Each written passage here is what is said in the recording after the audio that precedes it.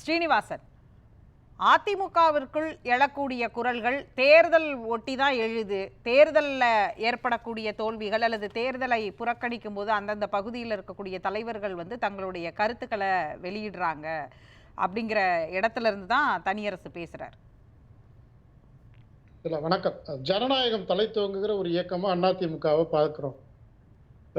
எல்லா தொண்டரா இருந்தாலும் தலைவரா இருந்தாலும் கருத்துக்களை சொல்றதுக்கு தடையில்லாத ஒரு இயக்கம். அந்த இயக்கம் அனுமதிக்குது, அந்த குரலை ஏற்றுக்கொள்ளுகிறது. சரி தவறு இதை அதை சீர் செய்து அதை அதை சரிவர கொண்டு போறதுக்கான ஒரு வாய்ப்புகளை அதிமுக உருவாக்கி கொடுக்குதுன்னு தான் நம்ம எடுத்துக்க முடியும் இந்த விஷயத்துல. ஏன்னா முன்னாள் அமைச்சர் அண்ணன் செங்கோட்டையன் தெளிவா செய்தியாளர்கள்ட்ட சொல்றாரு. 3 நாட்களுக்கு, அதாவது நிகழ்ச்சி நடப்பதற்கு முன்னதாக அந்த விவசாய கூட்டமைப்பு நண்பர்களை சந்தித்து இந்த அத்திக்கடவு அவிநாசி பிரச்சனை, இந்த பிரச்சனை புரட்சி தலைவி அம்மா அவர்களால் அதிமுக அரசால் கொண்டு வரப்பட்ட திட்டம்.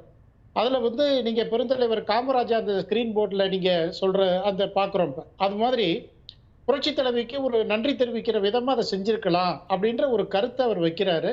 அழைப்புதல்ல அந்த பேரை சுட்டி காமிச்சிருக்கலாம், இது மாதிரி சில தவறுகள் நடந்திருக்குங்கிறத அந்த கூட்டமைப்பினர்கிட்ட சொல்லியிருக்கிறார். அந்த கூட்டமைப்பு விவசாய சங்கத்தை சேர்ந்தவர்களும் இன்னைக்கு செய்தியாளர்களை சந்திச்சு கருத்துக்களை சொல்லியிருக்கிறாங்க. என்ன சொல்லியிருக்கிறாங்க அப்படின்னா, அதெல்லாம் உண்மைதான், ஆனா அரசியலுக்கு அப்பாற்பட்டு நாங்க அந்த நிகழ்ச்சியை நடத்த வேண்டிய சூழல் வந்ததால அது சம்பந்தமான அந்த சிந்தனை வரல, அதனால அது அந்த கோளாறு நடந்திருக்கலாம், குறைகள் ஏற்பட்டிருக்கலாம். இது சம்பந்தமா அண்ணன் செங்கோட்டையனை சந்திச்சு எங்களுடைய இது ஒரு வாதம் கரெக்ட் தான். ஆனா இப்ப பேசினார்ல தனியரசு, அவரே போராட்டம் பண்ணி இருக்கிறாரு.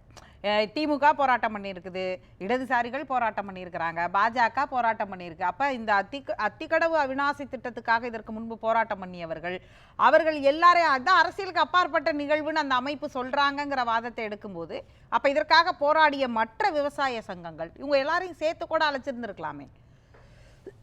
அப்ப இந்த பேசு பொருளே ஆயிருக்காது. இல்ல, அந்த விவசாய கூட்டமைப்பு அவங்க அந்த அந்த நிகழ்ச்சி நடத்துறவங்க தான் அதை செஞ்சிருக்கணும். ஒரு சீஃப் கெஸ்டா அழைக்கிறப்ப ஒரு அதிமுகவுடைய பிரதிநிதியா அம்மாவினுடைய ஒரு தொண்டனாய் அண்ணன் எடப்பாடியார் போய் கலந்துக்கிற இந்த சூழ்நிலையில ஒரு கருத்தை அந்த பகுதியை சேர்ந்த ஒரு முன்னாள் அமைச்சர் சொல்றது அது ஒரு கருத்து ஜனநாயகம் தான் எடுத்துக்கணுமே தவிர இது ஒரு பெரிய உட்கட்சி மோதலாவோ, நம்ம சூர்யா கிருஷ்ணமூர்த்தி நண்பர் சொன்னார் இல்லையா, ஆய்வு கூட்டத்தில் அடிதடி, அப்படி பிரச்சனை இப்படி பிரச்சனை, அதுதான் ஒரு ஜனநாயக இயக்கம். அதெல்லாம் பேசி சரி பண்ணியாச்சு. சரி பண்ணி அடிதடியை ஜனநாயக இயக்கம்னு சொல்லி எப்படி நீங்க சமன் பண்றீங்கன்னு எனக்கு தெரியல. சரி, நான் அது கூட கட்சிக்குள்ள கீழே இருக்க தொண்டர்கள் 2ஆம் கட்ட தலைவர்களோ இல்ல கட்சி தலைமைக்கு ஏற்ற அந்த மனநிலையில இருக்க மாட்டாங்கிற புரிதலோடைய நான் அந்த கேள்வி அணுகிறேன். ஆனா ஒரு கேள்வி இருக்குல்ல, நீங்க சொன்னீங்கல்ல அந்த கட்சியுடைய ஜனநாயகம் அதிக இருக்கும் பட்சத்துல ஒரு போன் கால்ல செங்கோட்டையன் இந்த விஷயத்த தலைமைக்கு கன்வே பண்ணியிருந்திருக்கலாம், அல்லது நிகழ்ச்சிக்கு முன்னாடி சொல்லி இந்த பேனரை மாத்த சொல்லி இருந்திருக்கலாம். இது எதுவுமே நடக்காம நிகழ்ச்சி முடிந்த பிறகு இதை அவர் அந்த நிகழ்ச்சியை புறக்கணித்ததற்கு பிறகு இதை ஒரு ஸ்டாண்டா ஏன் சொல்றாரு? அப்ப ஏன் அந்த கட்சியுடைய ஜனநாயகம் நிகழ்ச்சிக்கு அப்புறம் தான் வந்துச்சா, நிகழ்ச்சிக்கு முன்னாடி இல்லையான்றது ஒரு கேள்வி. கோகுல இந்திரா அவ்வளவு பேரு கூட்டத்துல பேசும் பொழுது அவங்க அதை கட்சி தலைமைக்கு சொல்லி இருக்கலாம். அண்ணா நகர்ல இருந்து ராயப்பேட்டாவுக்கு ஒன்றும் பெரிய தூரம் இல்ல, அவங்க பேச முடிஞ்சிருந்தா ஒரு போன் கால்ல பேசியிருக்கலாம். அவங்க ஆக்சஸ்ல இருக்கக்கூடிய ஒரு முதல் கட்ட முன்னாள் அமைச்சர்கள்ல ஒருத்தவங்க. ஆனால் இவர்கள் 2 பேருமே பொது வெளியில பேசுவதுடைய நோக்கம் தானே இன்னைக்கு கேள்விக்குறியாகுது. இல்ல, அதாவது அண்ணன் செங்கோட்டையன் முதல் சப்ஜெக்ட் அண்ணன் செங்கோட்டையன் என்ன சொல்றாரு, கழகத்தினுடைய பொதுச் செயலாளர் மரியாதைக்குரிய அண்ணன் எடப்பாடியார் அவர் விழால கலந்துக்கிறதுல எனக்கு மாறுபட்ட கருத்து கிடையாது, அது அதை புறக்கணிக்கிறதாவெல்லாம் கருத வேண்டாம். அதாவது அம்மாவினுடைய அந்த புகழை அந்த கூட்டமைப்பு அந்த நிகழ்ச்சி நடத்துறவங்க தவிர்த்தது வருத்தம், அதனால கலந்துக்கல. அதை தெளிவுபடுத்தி இருக்கிறார் முதல்ல. அடுத்து கோகுல இந்திரா முன்னாள் அமைச்சர், அந்த அம்மா என்ன சொல்றாங்க, இதை திமுகல அதை பார்க்க முடியுமா? நம்ம ஒரு பொதுச் செயலாளர் திமுக தலைவர்களை வச்சுட்டு இது மாதிரி குறைகள் நடந்துருச்சுன்னு சுட்டி காட்ட முடியுமா? ஒரு நல்ல ஜனநாயக இயக்கம்ன்றது ஒரு தலைவருக்கு முன்னாடி அவங்க எல்லாரையும் திருப்திப்படுத்த முடியாது. எல்லாருக்கும் வருத்தங்கள் இருக்கலாம், அல்லது சில தவறுகள் நடந்திருக்கலாம். அதை சரி பண்ண வேண்டியது தலைமை தான், அதை சரி பண்ணுவாங்க. அப்போ ஒரு இராணுவ கட்டுப்பாடு இருக்கின்ற ஒரு இயக்கம் ஒரு சர்வ சுதந்திரம் கொடுத்து எல்லா தொண்டர்கள் தலைவர்களுடைய கருத்தை உள்வாங்கி யார் படம் போடலன்னு பேசக்கூடிய முன்னாள் முதலமைச்சர் ஜெயலலிதா அவர்களால் அடையாளம் காணப்பட்டவர் தான் முன்னாள் அமைச்சர் கோகுல இந்திரா அவங்க வந்து இதுக்கு முன்னாடி நாடாளுமன்ற உறுப்பினராக இருந்த காலகட்டம் இருக்குது. அதன் பிறகு வந்து பல்வேறு பொறுப்புகளில் கட்சிகள்லையும் இருந்து தான் இன்னைக்கு கட்சியுடைய இந்த பொறுப்புக்கும் இன்னைக்கு அவங்க வந்து இருக்கிறாங்க.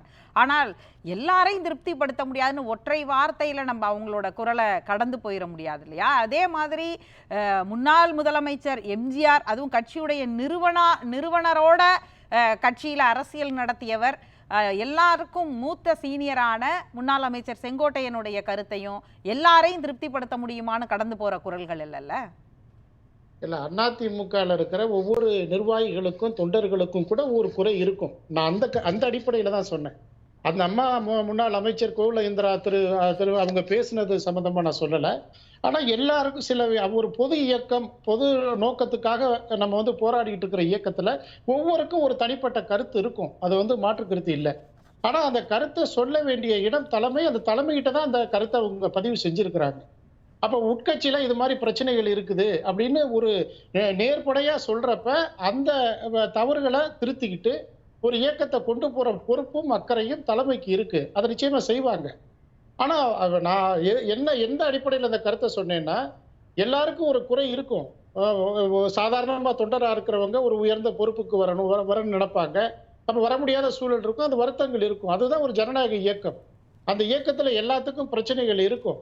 அப்ப அதெல்லாம் சரி பண்ணி அதிமுக கொண்டு போய் சேர்க்கின்ற நம்பிக்கை தொண்டனுக்கு இருக்கு.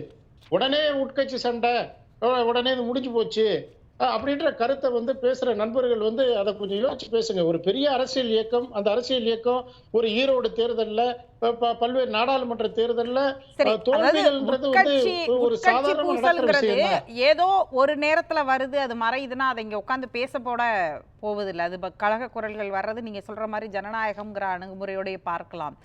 தொடர்ந்து இப்படியான குரல்கள், அதுவும் தேர்தல் முடிவுகள் வர்ற அன்னைக்கெல்லாம் இப்படியான அதிருப்திகளும் அயற்சியையும் வெளிப்படுத்துறது அப்படிங்கிறது, இதை வெளியிலேருந்து யாரும் இந்த குரல்களை சொல்றது இல்லை. அந்த கட்சிக்குள்ள இருந்து யாரோ ஒருத்தவங்க தான் இந்த குரல்களை சொல்றாங்க. அப்ப எப்படியான கட்சி எப்படியான இடத்திற்கு போகிறதுங்கிற இடத்துல இருந்து அவங்க பேசுறாங்கன்னு கூட அதை பகுப்பாய்வு செய்யலையா? அதாவது புரட்சி தலைவரோடு அரசியல் பணியாற்றிய ஆட்களும் இன்னைக்கு கட்சியில பல்வேறு இடத்துல இரண்டாம் கட்ட தலைவர்களும் இருக்கிறாங்க. அம்மாவோடு பயணித்த தலைவர்களும் இருக்கிறாங்க. ஆனா யாராவது ஒருவராவது திரு பொதுச்செயலாளர் எடப்பாடி பழனிசாமி வந்து தவறுதலா செய்யறாருன்னு யாராவது எந்த இடத்துலயாவது பேசுறாங்களா? அப்ப எல்லாருமே அவருடைய தலைமைக்கு கட்டுப்பட்டு ஒரு இயக்கம்னா இப்படித்தான் இருக்கும். அது பல்வேறு சிக்கல்கள் இருக்கும். அந்த சிக்கல்கள் எல்லாம் சரி பண்றதுதான் தலைவருடைய கடமை. அதை நிச்சயமா அவர் செய்வார். மேற்கு மண்டலத்துல தலைமை புறக்கணித்த பிறகும் போய் வாக்களித்திருக்கக்கூடிய அந்த மக்கள் வந்து தேர்தல் ஜனநாயகத்தை ஆற்றுறாங்க, கடமையாற்றுறாங்கன்னு பார்க்கணுமா? தனக்கு நேர் எதிராக யாருக்கு எதிராக கட்சி தொடங்கியதோ அதிமுக அப்படின்னு அதிமுக காரர்கள் சொல்ற அந்த இடத்துல இருந்து இந்த கேள்வி, அப்படியான ஒன்றிலிருந்து திமுகவுக்கு போய் வாக்களிச்சிருக்கிறாங்க இன்னைக்கு அப்படிங்கிறத பார்க்கிறதா? இல்ல, அனைவரும் வாக்களிக்க வேண்டும். 100% வாக்களிக்கணும். அதுதான் எல்லாருடைய நோக்கமும். அப்ப வாக்காளர்கள் வாக்களிச்சதை வந்து நம்ம சந்தோஷம் தான் பண்ணுமே தவிர திமுகவுக்கு வாக்களிச்சுட்டாங்க. ஏன்னா 2 வேட்பாளர் தான் அந்த களத்துல நிக்கிறாங்க. திமுக, நாம் தமிழர் 2 கட்சி தான் நிக்கிறாங்க.